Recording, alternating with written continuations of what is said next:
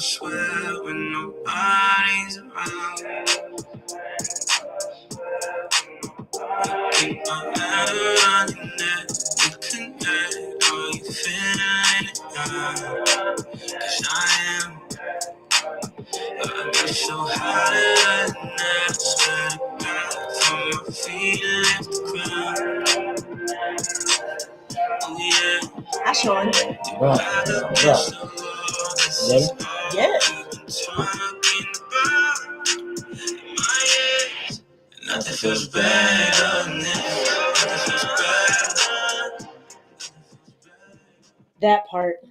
That part. Jamaica Miles. Sean Young. What's happening? Focus Friday. We back, y'all. What's good? We are. You know, got some things to talk about. We've been here. We got some things to talk about. We're going to have some things to talk about. Yeah, we ain't past the election. Sure, right? We ain't past the election. Welcome everyone back. Yeah. To Focus Friday. Instagram, good to Facebook, see you again. All the places. YouTube. Click like and subscribe. Follow us. Find a way to get involved. We much appreciate it. Our community would much appreciate it. We got some topics to talk about today. We do. We've been on the mic with y'all a couple of times extra this week because of the election. Yeah. Some things, some developments that have happened, some great conversations that have happened. Jamaica, what's the word? Folks trying to compromise our way to liberation. That would be the word. Compromise our way to liberation. How's that working out for us today? That's not working. How's that working out for us on the federal level, at least? I don't think it's working on any level, honestly. Talk about it.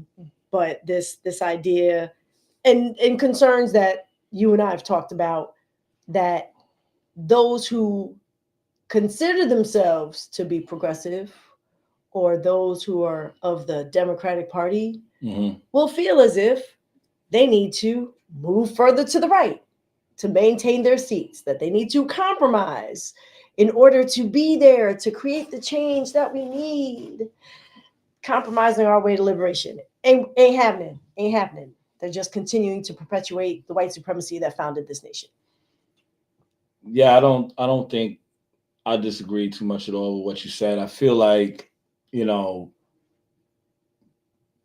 the idea that negotiations are important in any society, and how do you negotiate, how we organize ourselves as a society is important, right? It shouldn't be just one way or the other highway type of move for anybody in a multi cultural society, right? There's all types of things and parallels that we can connect on, some differences that we should respect. At the same time, though, right, that I say that, what we've seen and what we witnessed, and right here in our own city, in our state, and obviously in the nation, is if I can just be more mainstream, if I could just be more acceptable, if I don't yell as loudly, like they tell you all the time, acceptable and respectable, then they'll like me enough or respect me enough, and then they will do the thing that we're asking them to do, right? Or demanding that happens, right? Absolutely. And that is not at all what's been happening. And clearly, if we look at how people voted in this last election and the presidential on the top of the ticket, you know, people are way more interested in the sustainment of white supremacy, the sustainment of what it means to be American from the white perspective, and less interested in what it means to support in justice and equality and equity in the ways that we've been talking about for years. It was a big middle finger to all the social movements, and especially the social movements of the Black community, in my opinion. And I would say that more than just, perpetuating whiteness, the phrase that I've been using for a couple of years, and there's a good friend of mine, Mark Emanation, that's like, Jamaica, those words are too big. Like, it's not accessible, but I'm going to say it anyways. It is the sustainment and the perpetuation of cisgendered, heteronormative, patriarchal white supremacy.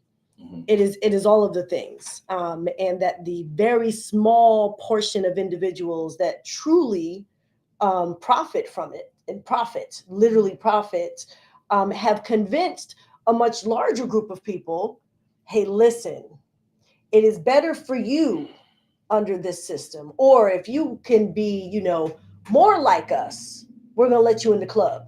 Yeah. Right? That proximity to whiteness that some folks tend to fight for or believe that they have the ability to get to, um, which really is not just proximity to whiteness, but proximity to power. Exactly. Yeah.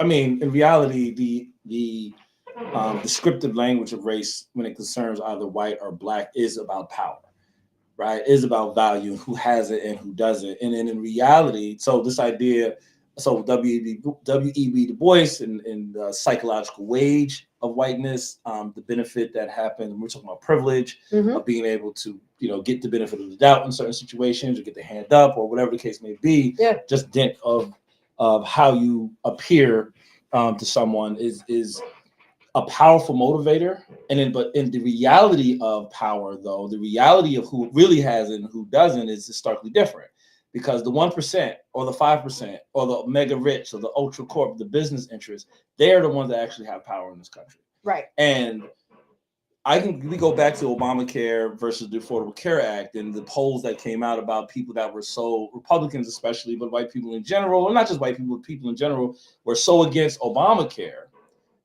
because the narrative, the rhetoric from right wing folks, but they loved the Affordable Care Act, and they were one and the same thing. They were the same thing, and right? They're yes. one and the same thing. Yeah. And Yeah. those same people that will now see Trump completely remove Obamacare. If he can, because he tried before. Well, I mean, he tried, and if he can, but we'll see. But the point is that he's in an effort to do it Mm-hmm. would mean that those same people that voted for him will now not have health insurance. Yes. Will now not Right. be seen, Yeah. or be operated on when it comes to pre-existing conditions, right? Like it's voting against your interests for the sake of how you identify and the privilege you feel. And also because of what you're voting against, right? Anti-blackness is a real thing in this country. So it's not just I'm voting for this idea or this narrative, but it also is voting against. And it's not just voting. It's not just voting, because the way that we see our policies and laws across this state as well as others. Congratulations on the passing of Proposition 1. And that additional language that will be added that should be additional protections. And we know too well that just because something becomes law does not mean that it becomes an increased safety for marginalized and exploited people. Mm-hmm. Because how many different amendments did we need until everyone was able to vote? Right? That's right. So just saying it is not enough. Just putting it into legislature is not enough. And there is this continuing fight. We are not safe here in New York. I think it's important for us to say that today, that New York being a blue state, or New York having this vote that called for Kamala Harris and we passed Proposition 1 does not mean that we are all the way there to the other side of, racism and bigotry. And we have our own set of problems here in New we York. got plenty of problems. We got our own set of problems. And plenty of people that want to be next to that proximity of power that, So I just wanted to throw up the definition. Well, I'm not going to throw it. I'm going to read it. Right. Defining proximity to whiteness is access to certain forms of power, resources, as well as social, economic, and cultural capital that has historically been constructed to advantage white people in this country at the expense of people of color, generally, and Black and Indigenous Americans in particular. Yeah. Right. And it's an association that, once again, I'll go back to as convinced people to vote against their best interest. We saw in the states of in Republican states across the country, and even in Florida, right? Even though they didn't get it passed in Florida, but we saw when we were talking about abortion rights, that majority of people that voted on it want to maintain, sustain abortion rights for women in their state. Yes. But yet are voting for candidates that have promised to eliminate that. Yes. How do we even think about that, right? What does that even mean? I wonder. I have an I wonder. Mm-hmm. Are they simply saying I can't be a one issue voter? And why I disagree on this one thing, Mhm. I agree on all these other things. And therefore, it becomes okay. Like, oh, well, I think I'm going to be safe with this thing. So I'm going to, I'm going to accept all of this other stuff because I either support it or I don't think it's that bad, or yeah, I'm cool with literally a huge rally inside Madison Square Garden that was racist and filled with all types of vitriol against everybody not white. Absolutely. And I just want to just switch gears just a little bit because we're talking about whiteness. We're gonna keep talking about whiteness, but I'm saying I want to the politicians, Right. to the POs, the BIPOC politicians, Black, Indigenous people of color, just however way you want to Sitting in define, right? office. Sitting in office today. Non-white folks. How are you feeling, right, about what we've seen in this election, and how are you feeling about how you show up in your work and trying to tote that line? Because all of them have to do it on some levels. All of them have to navigate or feel like they're not like I can't be as radical. I can't say all the things. I can't, because if I do that, I won't either get won't be reelected. elected or people won't want to work with me. Right? Well. If I'm too aggressive and I'm too loud. I think about Ida B. Wells and the founding of the NAACP and how they said, Ida, you're too radical. And she said, bye. And she left. Like, you're too radical for this, right? Yeah, and it's my girl. And that's a story that a lot of people don't really know about. But like, where is that line? I feel like this is like a very serious like this is a really serious question. I'm like, we're constantly, where's the line? Because we're balancing on the one hand how we're treated socially, economically, right, in this country, right, our standing, and we want all those things to change. Negotiations need to happen, but at what point are those negotiations failed, right? And then you need to activate in a different way in order to get the things that you deserve. What does that even look like? So this is a long-standing conversation here in New York. Used to be 3 men in a room, and it was very much 3 men in a room, and then we shifted that and we had 2 men and a Black woman, and the leadership inside New York State has shifted again, that there's a woman that's the governor, and we've got 2 Black folks leading the Senate and the Assembly, and there's been critiques of there not being enough change under that leadership. That this is historic, and oh my goodness, look where we are, and perpetuating some of the same systems that cause harm to the very communities they represent, right? And the argument, well, we can only do so much, and the horse trading, right? Well, I'll give you this if you give me that. We have to be able to give something to get something. I myself feel like 400 years is enough given. Say that part. So I'm not here for it. I fully understand that, being a school board member is different than being on a city council or being a state representative. And I do know what it feels like to be alone and be the island. Literally, the name, all of it, the island. I don't know how to do something else. I don't. I can't imagine. Well, actually, what I can imagine is that if I said to myself, you know what, Jamaica, don't go so hard on this because, it's going to pass anyways. How much worse it would be had I said nothing. And that then there is no wiggle room. Oh, I just conceded because, I'm going to try to get something else. So I'm gonna let go of this thing. I can't do it. I can't. I'm incapable. And unapologetically got reelected. Thank you. And that's actually, you just used one of the words that I was just thinking in my head. Is about being unapologetically Black or unapologetically standing on business when it comes to the issues that you feel deeply about and care about and want to see change, and not worrying about feelings, right? Or not worrying about or prioritizing how someone feels about what you're saying versus like if you're so mad about what I'm saying, but you ain't mad about the impacts of the Right. policies Right. that we're talking about, hmm like that's a problem, Yes. right? And I would add to that, it's not like I don't care about people's feelings. Mm-hmm. I write down every time someone comes to speak at a school board meeting. I've got notebooks and notebooks, and I'm listening to the problem, and then I'm thinking, what is the solution that fixes the problem and doesn't cause additional harm? Mm-hmm. So yes, I do care what you're saying. I do hear you, and I think that the goal should always be not to sacrifice someone else. Mm-hmm. And that's how we got here, right?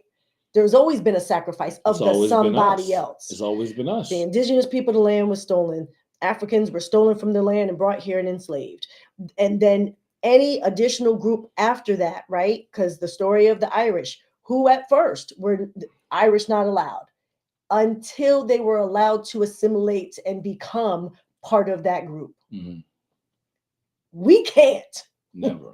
Never. And honestly, I never want to. Mm-hmm. I have no interest in being a part of the group that decides that there is someone else that has to be sacrificed for me to be okay, because it's not necessary. Besides the fact it's not necessary. That's not how change is going to come. Yeah, we show up and wear our difference on our face, Yeah. right? Where other groups were able to, not all groups, but I'm speaking about Asian groups or whatever. It's not in the same way. It's a different wrestling match. Everyone's had their crucible. No more than definitely no more than no one. No other group in this country has been had laws set against that forced that they couldn't read, right? By Yeah.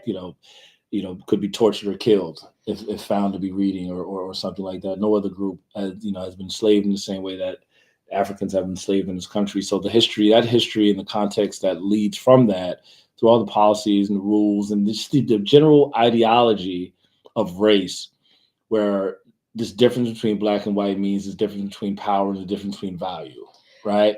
I think that there's all of that history that that continues to be a part of the bone structure of the country, and just that idea into the idea of like, okay, then how do we negotiate? How do we show up as black people? How do we show up for our issues? Should we speak more kindly? Should we speak more this? Should we yell? Should we scream? Should we kick? Should we stomp? I think the response is yes to all of it. Yeah. But also being the unapologetically you, and not bending yourself into a pretzel in order to fit someone else's what's acceptable. Because what did you get?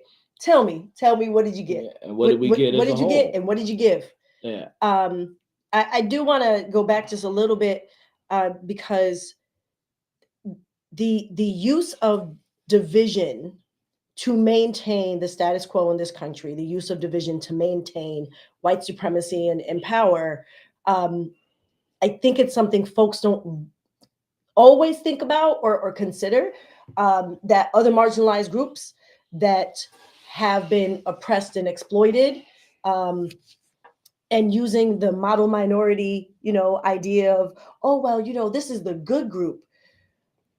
This country has no problem with saying you can come and live here and immigrate to our country if you are giving us something, if you are an engineer, if you are coming with a certain set of skills, like literally, what is your resume for us to let you in, right? Mm-hmm. And then saying, oh, look how this group of people is always got jobs and they're always working and they're always in this sector of work, because you cherry picked, like charter schools, you cherry picked and decided who gets to be here. Mm-hmm. And then in moments where there were concentration camps in this country, right, and people were put in cages Mm-hmm. because they believed a certain group was dangerous. Mm-hmm. Okay, we're sorry. And we're going to give you reparations. But we ain't giving it to black folks. We did you wrong and we should not have done that. And it is our mistake because you ain't black. We can't do that for black people. Right. And Mm-hmm. so it creates a further division to say, we will be sorry and do something about it. Like invest resources in particular groups, just like they did in the founding of this country, taking land and giving it to somebody else. Mm-hmm. That intentional division that creates, I believe, us fighting amongst each other instead of working collectively together to fight those that are actually the problem. Great lesson learned from Fred Hampton, right? Is this the power of coalition and Yeah. bringing everyone in Yep. and together to fight on particular issues while maintaining, the integrity of your own group, right? Like not like we're in coalition and we're building together, but those groups were clearly separated on other things, but we're able Yeah. to come together around the issues that matter to the most. And specifically when it comes to economics, everyone is impacted by economics. Yep. Everyone's impacted by the rising costs of our housing, of our food, of our gas, of our electricity, of our taxes, the whole 9 yards. And we're impacted by it together. We could do something about that in coalition. I don't mean we got to agree on every other thing, Right. right? Yeah. But like being able to hone down on what the particulars of whatever idea, I think coalitions could be very powerful ways of addressing it. I wanted I did want to. I don't know if I want to switch to this real quick, but this is what I was telling you about Operation Wetback, which is a derogatory term for Mexicans. Yeah. In the South, it's actually called Operation Wetback by President Dwight D. Eisenhower. This is just me talking about a little bit the things that are coming down the pipe. We were talking about forced removal of people. Yeah. He's talking about expanding what Eisenhower did there in the removal of 1.3 million people in the 1950s, right? Like snatching children, off the street, kicking in doors in people's homes. Yeah. 1.3 million people were snatched from the streets of California, across the country, and deported or sent back to Mexico. Right, that's what we're looking at in 2025, 2026. Right. For a whole host of people, which in and of itself, like we can get into the economics of how that's going to crash the economy and Oh all my the gosh. tariffs and how Yeah. that's going to rate. People think tariffs are like a tariff is a tax on the country to say no. The No. tariff is for you. Yes, It means we're gonna you pay have to pay We're gonna more pay it. for We're gonna those pay it. products, right? Yeah. So it's And it won't just be Mexicans, yeah. because there is already a huge attack on Black immigrants, right? Yeah. Whether Obviously Haitians, and Haitians or in from Springfield, different Ohio. countries Yeah. in Africa, like the anti-Blackness and how it impacts the immigrant community is real. But yes, Trump has been very clear about how he feels about the southern border. Yeah. I mean, and his staff and all of them, his cronies, they will do what they do. Now, I guess it would be important for us to not just talk about. So we talked about a few different things. This proximity to whiteness, proximity to power, negotiating away your own dignity, Yeah. negotiating the way even the reasons why you even came to fight in the first place. Yep. And we talked about some of the stuff he's going to do. We talked about all of that. How can people, or what should people be thinking about in preparation for what's coming, may come down the pipe, right, in 2025? I mean, to me, I feel like they've already said what they're going to do. Right. If you don't believe them, I think, whatever, that's on you. My thing is, what can we tell people? Now, I was having a conversation with a consortium fellow out in Seattle when I came to the office today, and that was a large part of their conversation. Is like, what do we do to prepare ourselves personally, our families, and whatever, and our communities? How do we protect ourselves, insulate ourselves as much as possible? I mean, I think it's an expansion of what we started talking about in 2020. Who keeps us safe? We keep us safe. Mm-hmm. And what does that look like? What does safety look like? The trainings that we did and still do about being aware of your surroundings, not going alone, especially for women, right? There's an AP News story about text messages being sent to Black people saying, "Hey, go to this this location because you're going to get on a bus and you're going to go to your plantation and you're going to be assigned," right? Like they're sending that. And some of them are in middle school. Like these are children that are getting these text messages too, right? And the FBI is investigating. You didn't shut down the Ku Klux Klan, so I'm not having a whole lot of faith in that. But being a part of a collective in a community, finding a space, like what are the groups and organizations in your area that you can be a part of, to be aware if something pops off, and what are the resources. This is literally a lot of what was talked about with All of Us Women this week, is what are those reliable and safe resources for marginalized and at-risk communities, so that where can you go, for women that need the abortion pill? Like, what does that look like? There's conversations around that. One woman actually said, who are the contractors that we can talk to about how we can build safe rooms in our house? Like, she was there. She was there about literally creating a space in her home that if someone needed to have shelter, as well as just the list of resources, building up money, literally mutual aid, for those that are in need. And what is the plan to defend where we are right now and to keep pushing forward? Because it's not just about preventing us from going back. We do still want to go forward. We still do need to go forward here in New York and other places. But it's where is that community? How are you finding that space to be together, and being really clear about what safety looks like? And some folks may, joke and laugh and say, oh, you're a prepper now, or whatever. And if folks feel like, I want to make sure that I've got bottled water and a backup generator, or whatever those things look like, because I'm uncertain about the future, I'm not dismissing that. Also, how are we finding the people that we can be in community with, that we feel safe with, that we can look out for each other? Yeah. Because by yourself is not going to be the safest space. No, I thank you for that. I think you're right. I don't really have, honestly, thinking on a personal level, the community level, I don't have in my head, you just gave me some great ideas. But thinking about how to remain in community under the type of, I think, regime that we're going to have with for the next couple of years. I don't want people to fall asleep at the wheel. I don't want people to be the frog in the pot of scorpion? water. Oh. No, the frog in the pot. That probably works too, right? Yeah, yeah, But it's too late. We got them now. Yeah, Like we yeah, say, yeah. but like the frog in the boiling in the water that steady, the heat steadily rising and boiling, the frog won't move. Because of, I think in the United States, I think that's where we're at now. Like, we're at the point where now the water's starting to boil, per se, and now it's really uncomfortable for folks. And at that point, it's a little bit too late for many. Yeah. But the fact that me, you, and so many others across the country have, solid kind of connections with community and networks of people that are in this type of work and advocating for the rights of all, but specifically in particular Black folks, I think that gives us some insulation, some community to lean on in the hard times. It is going to be tough. It's going to be tough.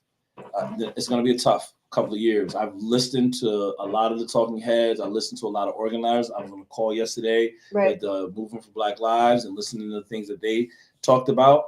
They were very intentional about talking about all the wins across the state, because we need to. It's not like the whole country just was like, the hell with everything. You know what I mean? Right. It many of them did, but not the entire country. So there's plenty of allyship, plenty of support, in all kinds of pockets around the country. And it's important to remember that while you're thinking doom and gloom. But they have the power in the federal government.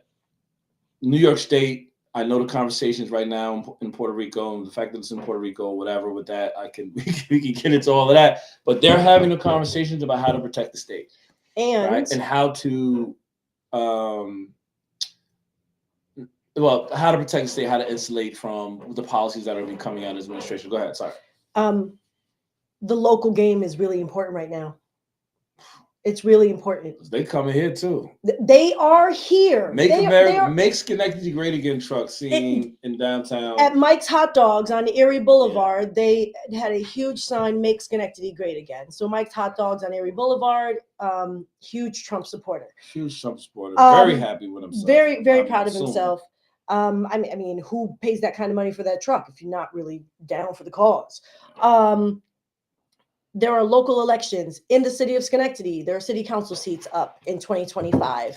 In the city of Albany, there are common council and the mayoral seat is up in 2025. All across the capital region, there are local elections, and those people determine where resources go. And what the priorities are for communities and who they're going to listen to. It is a wonderful time for us to recognize, hey, listen, if I sat out the presidential election, I don't want to sit this one out. 18 million people did not vote. 18 million people in this country decided not to vote for any number of reasons, right? We're not saying they all had the same reason. Our local elections don't need 18 million people to decide. My election only needed 54. Because it was barely a percentage of people that showed up in the first place. One neighborhood being registered and engaged can shift an election.